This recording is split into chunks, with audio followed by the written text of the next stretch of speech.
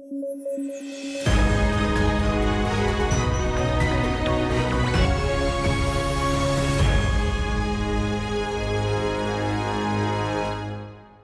News at 9 programme में आपका स्वागत है। मैं हूं अमृत उपाध्याय। आइए जल्दी से आज की हेडलाइंस देखते हैं। जीन ड्राइव तकनीक सुर्खियों में। तकनीक से मलेरिया को हमेशा के लिए किया जा सकता है खत्म। जीन एडिटिंग पर आधारित है तकनीक। भारत के रक्षा क्षेत्र से एक बड़ी खबर। भारत ने आकाश हथियार प्रणाली की मारक क्षमता का किया जोरदार प्रदर्शन। भारत बना एक ही साथ 4 लक्ष्यों को नेस्तनाबूद करने वाला पहला देश।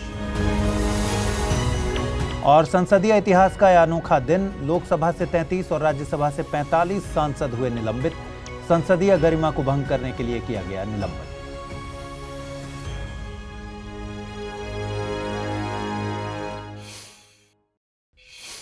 आइए खबरों की शुरुआत करें।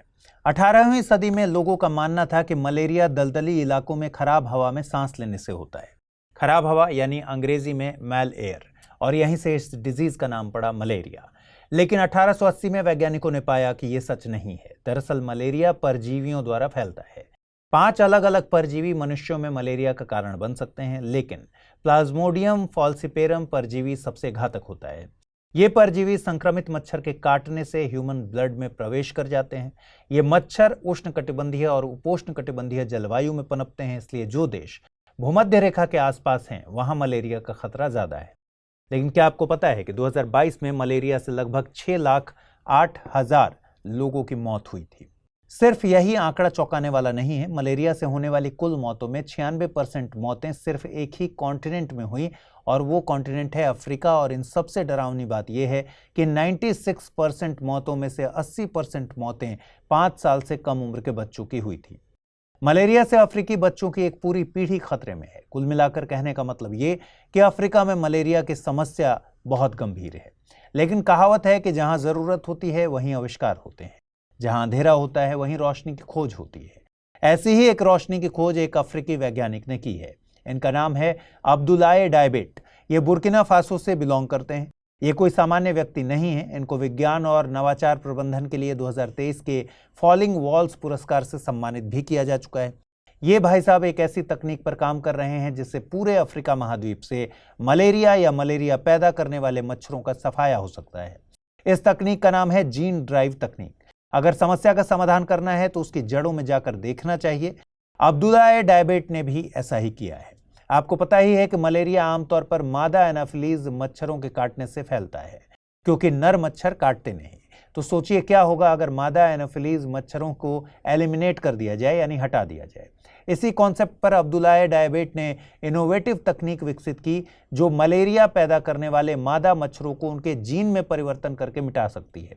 आसान भाषा में बात करें तो जीन ड्राइव तकनीक के तहत आनुवंशिक रूप से नर मच्छरों में फेरबदल किया जाएगा और फिर इनको पर्यावरण में छोड़ दिया जाएगा।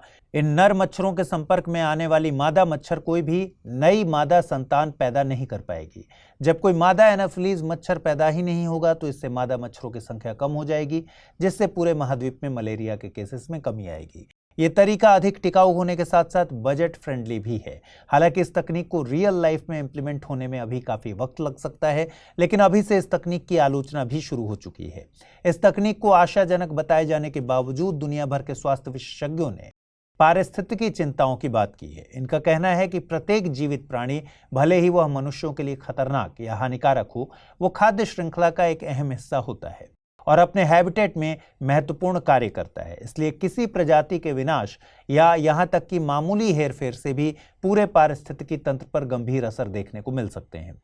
कमेंट करके बताइए कि मलेरिया से लड़ने वाली इस तकनीक पर आपके क्या विचार हैं। आखिर भारत बार बार दुनिया को बता ही देता है कि भारत किसी से कम नहीं। भारत के रक्षा क्षेत्र से अब एक बड़ी खबर है। दरअसल भारत ने हथियार प्रणाली आकाश की मारक क्षमता का जोरदार प्रदर्शन किया। यह सिस्टम सतह से हवा में मार करने वाला एक सिस्टम है। आपको बता दें कि हाल ही में अभ्यास अस्त्र शक्ति 2023 का आयोजन किया गया था। अभ्यास के दौरान एक एकल फायरिंग इकाई ने एक साथ 4 मानव रहित लक्ष्यों पर हमला किया और उन्हें नष्ट कर दिया। लेकिन ये उतनी खास बात नहीं है। ज्यादा खास बात यह है कि भारत एक ही फायरिंग यूनिट का उपयोग करके इतनी दूरी पर एक साथ 4 लक्ष्यों को नेस्तनाबूद करने वाला पहला देश बन गया है। रक्षा अधिकारियों ने बताया कि वायुसेना अभ्यास अस्त्र शक्ति 2023 के दौरान 4 लक्ष्य एक ही दिशा में आ रहे थे और एक साथ कई दिशाओं से हमला करने के लिए विभाजित हो गए थे। आकाश फायरिंग यूनिट को firing level radar, firing control centre और 2 आकाश वायुसेना लॉन्चरों के साथ 5 सशस्त्र मिसाइलों के साथ तैनात किया गया था। इस सिस्टम से कम समय में कुल 4 मिसाइलें लॉन्च की गई और सभी 4 लक्ष्यों को एक साथ सफलतापूर्वक निशाना बनाया गया। देखिए, ऐसी हथियार प्रणाली देश की सुरक्षा के लिए तो जरूरी है ही, लेकिन इसका एक अन्य पक्ष आर्थिक भी है। भारत भी अमेरिका, इजरायल, रूस और फ्रांस की तरह वैश्विक हथियार मार्केट का एक बड़ा प्लेयर बनना चाहता है। हथियारों के ऐसे उम्दा और अचूक प्रदर्शनों से भारत कई छोटे देशों को हथियार खरीदने के लिए आकर्षित करता है। आकाश हथियार प्रणाली भी उन कई स्वदेशी रक्षा प्रणालियों में से एक है जिसे अंतर्राष्ट्रीय ग्राहकों से ऑर्डर मिलते हैं। फिलहाल भारत का लक्ष्य दक्षिण पूर्व एशिया और मध्य पूर्व क्षेत्र को टारगेट करना है, जहां से इसके अधिक ऑर्डर मिल सकते हैं। तो चलिए अब बात करते हैं आकाश मिसाइल प्रणाली की। आकाश हथियार प्रणाली को स्वदेशी रूप से रक्षा अनुसंधान और विकास संगठन यानी DRDO द्वारा डिजाइन और विकसित किया गया है और अन्य उद्योगों के साथ साथ रक्षा सार्वजनिक क्षेत्र की इकाइयों द्वारा निर्मित किया गया है। फिलहाल इसका निर्माण भारत डायनेमिक्स द्वारा किया गया है। हमने पहले भी बताया है कि यह सिस्टम सतह से हवा में मार करने वाला एक सिस्टम है। आकाश मिसाइल प्रणाली लगभग 30 किलोमीटर दूर तक किसी भी लक्ष्य को भेज सकती है। इस मिसाइल के जरिए हवा से सतह पर मार करने वाली मिसाइलों, लड़ाकू विमानों, क्रूज मिसाइलों आदि हवाई लक्ष्यों को निष्क्रिय किया जा सकता है। इस मिसाइल की मारक क्षमता लगभग 90% है। आकाश की पहली मिसाइल दागने पर मार गिराने की संभावना 88%, दूसरी मिसाइल दागने पर 99% है।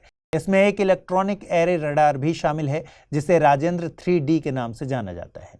फिलहाल IAF यानी इंडियन एयरफोर्स द्वारा इस मिसाइल सिस्टम की तैनाती तेजपुर, जोरहाट, पुणे, ग्वालियर और जलपाईगुड़ी बेस में की गई है। भारत और चीन के बीच सीमा पर तनाव बढ़ने पर भारतीय सेना ने आकाश मिसाइल की वायु रक्षा प्रणाली को लद्दाख में LAC पर भी तैनात किया था।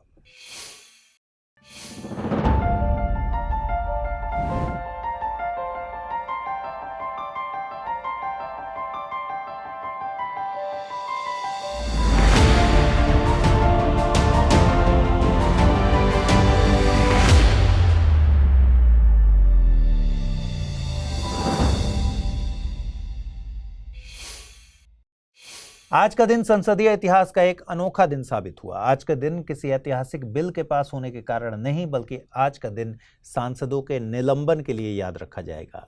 दरअसल लोकसभा अध्यक्ष ओम बिरला ने अनियंत्रित व्यवहार के लिए 33 और सांसदों को निलंबित कर दिया। इसके बाद राज्यसभा में भी हंगामा हुआ। इस वजह से सभापति जगदीप धनखड़ ने 45 विपक्षी सांसदों को राज्यसभा से पूरे सत्र के लिए निलंबित कर दिया। इस तरह दोनों सदनों से आज कुल मिलाकर 78 सांसद सस्पेंड हो गए। यह संख्या अपने आप में एक रिकॉर्ड है। दरअसल सांसद विरोध प्रदर्शन के नाम पर सदन में तख्तियां दिखा रहे थे। वहीं कांग्रेस पार्टी के 3 सांसदों को लोकसभा अध्यक्ष के मंच पर चढ़ने और नारे लगाने के लिए निलंबित कर दिया गया है। लोकसभा में नामित किए जाने के बाद संसदीय कार्य मंत्री प्रहलाद जोशी ने निलंबन के संबंध में एक प्रस्ताव पेश किया और इसे ध्वनि मत से पारित कर दिया गया। इसके बाद सदन की कार्यवाही दिन भर के लिए स्थगित कर दी गई। आपको बता दें कि सदन में तख्तियां दिखाना लोकसभा नियमों का उल्लंघन है। अध्यक्ष ओम बिरला ने इन सांसदों को शीतकालीन सत्र के शेष भाग के लिए निलंबित किया है। इन सांसदों का मामला विशेषाधिकार समिति को भेज दिया गया है और उनके निलंबन की अवधि बाद में तय की जाएगी। निलंबित किए गए सांसदों में सदन में कांग्रेस पार्टी के नेता अधीर रंजन चौधरी भी शामिल हैं। इनके साथ ही द्रविड़ मुनेत्र कड़गम, तृणमूल कांग्रेस और जदयू जैसी पार्टियों के सांसद भी निलंबित हुए हैं। आपको याद होगा कि पिछले सप्ताह संसद में सुरक्षा उल्लंघन के बाद लोकसभा में विरोध प्रदर्शन कर रहे 13 विपक्षी सांसदों को निलंबित किया गया था। इस तरह देखा जाए तो इस शीतकालीन सत्र से अब तक कुल मिलाकर 92 सांसदों को सस्पेंड किया जा चुका है। आपको बता दें कि 13 दिसंबर को संसद की सुरक्षा उल्लंघन की घटना हुई थी। इसके बाद से यह मुद्दा विपक्ष और सरकार के बीच पूर्ण टकराव में बदल गया। विपक्षी सांसदों ने सुरक्षा उल्लंघन पर केंद्रीय गृह मंत्री के बयान के लिए दबाव बनाते हुए अपना विरोध जारी रखा है। सांसदों ने गृह मंत्री का इस्तीफा भी मांगा और मांग की कि प्रधानमंत्री भी संसद में बयान जारी करें। हालांकि लोकसभा अध्यक्ष ने कहा कि कुछ राजनीतिक दल सांसदों के निलंबन को संसद की सुरक्षा में चूक की घटना के साथ जोड़ रहे हैं, लेकिन ये एकदम गलत है। सांसदों के निलंबन और 13 दिसंबर की घटना का एक दूसरे से कोई लेना देना नहीं। निलंबन की कार्रवाई सीधे तौर पर संसदीय परंपराओं का सही तरीके से पालन न किए जाने से जुड़ी है। लोकसभा अध्यक्ष ने कहा है कि नए संसदीय भवन में प्रवेश के दौरान ही ये प्रण लिया गया था कि सदन में तख्तियां और प्लेकार्ड लेकर कोई नहीं आएगा और कोई भी सदस्य वेल में जाकर हंगामा भी नहीं करेगा। यह सहमति इसलिए बनी थी क्योंकि सदन की कार्यवाही के दौरान बेवजह हंगामे और इस तरह के आचरण से जनता में नाराजगी बढ़ती है। चूंकि कुछ सदस्यों ने संसदीय मर्यादा और शालीनता के मानदंडों का पालन नहीं किया, इसलिए सदन की गरिमा और प्रतिष्ठा सुनिश्चित करने के लिए निलंबन का कठोर फैसला लेना पड़ा। हाल ही में प्रधानमंत्री नरेंद्र मोदी ने वाराणसी के नमो घाट पर काशी तमिल संगमम का उद्घाटन किया। प्रधानमंत्री मोदी ने उद्घाटन के दौरान अपने भाषण में कहा कि तमिलनाडु से काशी आने का मतलब महादेव के एक घर से दूसरे घर तक आना है। काशी तमिल संगमम का मकसद उत्तर और दक्षिण भारत के ऐतिहासिक और सभ्यतागत संबंधों का जश्न मनाना है। इस पहल का व्यापक उद्देश्य उत्तर और दक्षिण के ज्ञान और सांस्कृतिक परंपराओं को करीब लाना, हमारी साझा विरासत की समझ पैदा करना और क्षेत्रों के बीच लोगों के बीच संबंधों को गहरा करना है। इस वर्ष तमिलनाडु और पुडुचेरी के लगभग 1400 व्यक्ति इस कार्यक्रम के लिए वाराणसी का दौरा करेंगे और कई सांस्कृतिक आदान प्रदान और प्रदर्शनियों में हिस्सा लेंगे, जिसमें तमिलनाडु और वाराणसी की कला, संगीत, हथकरघा, हस्तशिल्प, व्यंजन और अन्य विशिष्ट उत्पादों का प्रदर्शन किया जाएगा। आपको बता दें कि पिछले साल काशी तमिल संगमम पहली बार आयोजित किया गया था। काशी तमिल संगमम शिक्षा मंत्रालय द्वारा आयोजित किया जाता है। आइए समझते हैं काशी और तमिल के बीच प्राचीन संबंध आखिर क्या हैं।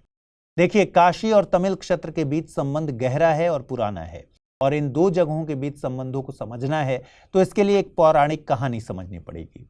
एक किंवदंती है कि 15वीं शताब्दी में मदुरै के आसपास के क्षेत्र के शासक राजा पराक्रम पंड्या भगवान शिव को समर्पित एक भव्य मंदिर बनाना चाहते थे। उन्होंने अपने मंदिर के लिए लिंगम लाने के लिए काशी तक की यात्रा की। लौटते समय वह एक पेड़ के नीचे आराम करने के लिए रुक गए। जब उन्होंने अपनी यात्रा जारी रखने की कोशिश की तो लिंगम ले जाने वाली गाय ने अपनी जगह से हिलने से इनकार कर दिया। पराक्रम पंड्या ने इसे भगवान की इच्छा समझा और वहां लिंगम स्थापित किया। यही स्थान आज शिव काशी के नाम से जाना जाता है। जो श्रद्धालु काशी नहीं जा सकते थे, उनके लिए पांड्यों ने दक्षिण पश्चिमी तमिलनाडु में आज के तेनकासी में काशी विश्वनाथ मंदिर का निर्माण भी कराया। ऐसी कई किंवदंतियां और भी हैं जिसमें काशी और तमिल के बीच प्राचीन संबंध नजर आते हैं। ऐसे ही एक संत हुए संत कुमार गुरुपारा। इन्होंने वाराणसी में केदार घाट और विश्वेश्वर लिंगम के अभिषेक के लिए जगह पाने के लिए काशी रियासत के साथ बातचीत की। इन्होंने बाद में काशी कलाम्बगम की रचना की, जो काशी पर व्याकरण कविताओं का एक संग्रह है। शिक्षा मंत्रालय के तहत भारतीय भाषा समिति के अध्यक्ष चामो कृष्ण शास्त्री कहते हैं कि प्राचीन काल से काशी की यात्रा के बिना दक्षिणी भारत में उच्च शिक्षा पूरी नहीं मानी जाती थी। दक्षिण भारत में काशी का प्रभाव इस तथ्य से समझा जा सकता है कि काशीनाथ तमिलनाडु में एक लोकप्रिय नाम है। आइए जल्दी से देखें आज के रैपिड न्यूज में क्या है खास। प्रधानमंत्री ने हाल ही में गुजरात में सूरत डायमंड एक्सचेंज का उद्घाटन किया। यह अंतर्राष्ट्रीय हीरे और आभूषण व्यवसाय के लिए दुनिया का सबसे बड़ा और आधुनिक केंद्र होगा और यह diamond research and mercantile city का हिस्सा है। इसके साथ ही यह कच्चे और पॉलिश किए गए हीरों के साथ साथ आभूषणों के व्यापार का एक वैश्विक केंद्र होगा।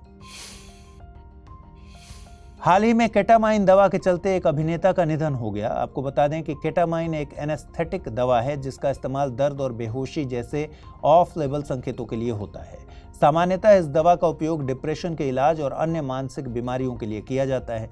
यह दवा बहुत तेजी से शरीर में फैलती है और कुछ ही सेकंड में अपना असर दिखाना शुरू कर देती है। हाल ही में विश्व स्वास्थ्य संगठन ने नोमा नामक बीमारी को उपेक्षित उष्णकटिबंधीय रोगों की सूची में शामिल करने की घोषणा की। इसे कैनक्रम ओरिस या फिर गैंग्रीनस स्टामाटाइटिस भी कहा जाता है। इस बीमारी का प्रभाव ज्यादातर अफ्रीका के उपसहारा क्षेत्र में देखने को मिलता है। यह तेजी से बढ़ने वाला गंभीर रोग है जो अधिकतर 2 से 6 वर्ष की आयु के बच्चों को प्रभावित करता है। ऑस्ट्रेलिया में शोधकर्ता दुनिया का पहला ब्रेन स्केल कंप्यूटर बना रहे हैं। दरअसल ऑस्ट्रेलियाई वैज्ञानिक एक सुपर कंप्यूटर विकसित कर रहे हैं जो मानव मस्तिष्क की क्षमता की नकल करने में सक्षम है। इस सुपर कंप्यूटर को डीप साउथ नाम दिया गया है। इसे international centre for neuromorphic systems द्वारा इंटेल और डेल के साथ साझेदारी में बनाया जा रहा है। सामान्य कंप्यूटरों के विपरीत डीप साउथ के हार्डवेयर चिप्स को स्पाइकिंग न्यूरल नेटवर्क को लागू करने के लिए डिजाइन किया गया है। वाणिज्य और उद्योग मंत्रालय ने हाल ही में 5वीं लीड्स 2023 रिपोर्ट जारी की। यहाँ लीड्स का तात्पर्य विभिन्न राज्यों में लॉजिस्टिक्स सुगमता से है। इस रिपोर्ट में राज्यों को उनके लॉजिस्टिक्स इकोसिस्टम के आधार पर रैंकिंग प्रदान की गई है। साथ ही यह रिपोर्ट राज्यों के सामने आने वाली लॉजिस्टिक्स संबंधी चुनौतियों पर प्रकाश डालती है। आपको बता दें, लीड्स सूचकांक को 2018 में लॉन्च किया गया था। यह विश्व बैंक के लॉजिस्टिक्स परफॉर्मेंस इंडेक्स से प्रेरित है। हाल ही में संयुक्त राष्ट्र ने 2024 को इंटरनेशनल ईयर ऑफ कैमलिड्स घोषित किया। यह निर्णय दुनिया भर के लोगों के जीवन में कैमलिड्स के महत्व को उजागर करने के लिए लिया गया है। एक समूह के रूप में कैमलिड्स में अल्पाका, बैक्ट्रियन ऊंट, ड्रोमेड्री, गुआनाको, लामा, विकुनास इत्यादि शामिल हैं। यह विशेष रूप से स्थानीय समुदायों के लिए खाद्य सुरक्षा, पोषण और आर्थिक विकास सुनिश्चित करने में मदद करते हैं। आइए अब जल्दी से देखें आज के बुलेटिन पर आधारित कौन से प्रश्न बनाए जा सकते हैं। पहला प्रश्न है, किस संस्था के द्वारा साल 2024 को इंटरनेशनल ईयर ऑफ कैमलिड्स घोषित किया गया है? यूनेस्को, WHO, UN या फिर WTO। अगला प्रश्न है, आकाश हथियार प्रणाली से संबंधित तथ्यों पर नजर डालिए। आकाश हथियार प्रणाली स्वदेशी रूप से रक्षा अनुसंधान और विकास संगठन यानी DRDO द्वारा डिजाइन और विकसित किया गया है। इसका निर्माण भारत डायनेमिक्स द्वारा किया गया है। यह सतह से हवा में मार करने वाला एक सिस्टम है। सही कथन का चुनाव कीजिए। केवल एक कथन गलत है, केवल 2 कथन गलत हैं, सभी 3 कथन गलत हैं या फिर एक भी कथन गलत नहीं है। आइए देखें पिछले बुलेटिन में मैंने आपसे क्या प्रश्न पूछे थे, उनके सही जवाब क्या हैं। पहला सवाल था, हाल ही में शांति, निशस्त्रीकरण और विकास के लिए साल 2023 का इंदिरा गांधी पुरस्कार किसे देने की घोषणा की गई है? डेनियल बरेनबोइम और अली अबू अव्वाद, मोंगी जी बावेंडी, लुइस ई ब्रूस, नरगेस मोहम्मदी, वेणुगोपाल धर्मराज। सही जवाब है ऑप्शन ए, डेनियल बरेनबोइम और अली अबू अव्वाद। अगला प्रश्न मैंने पूछा था, चर्चा में रहे यूनिड्रॉइट यानी निजी कानून के एकीकरण के लिए अंतर्राष्ट्रीय संस्थान की स्थापना कब की गई थी? 1926, 1924, 1947 या फिर 1949। सही जवाब है ऑप्शन ए, 1926। तो आज इस बुलेटिन में इतना ही। कल रात 9 बजे आपसे फिर से मुलाकात होगी। ख्याल रखिए अपना, ठीक से पढ़ाई कीजिए। अगर आप इस बुलेटिन को पसंद कर रहे हैं तो अपने दोस्तों के साथ शेयर ज़रूर कीजिएगा और लाइक करना बिल्कुल मत भूलिएगा। साथ ही अगर आप इसकी PDF चाहते हैं तो अमृत उपाध्याय 007 टेलीग्राम चैनल है, जहां इसकी PDF रोज़ाना मिलती है। आज पूछे गए सवालों का जवाब भी आपको कमेंट बॉक्स में देना है। नमस्कार।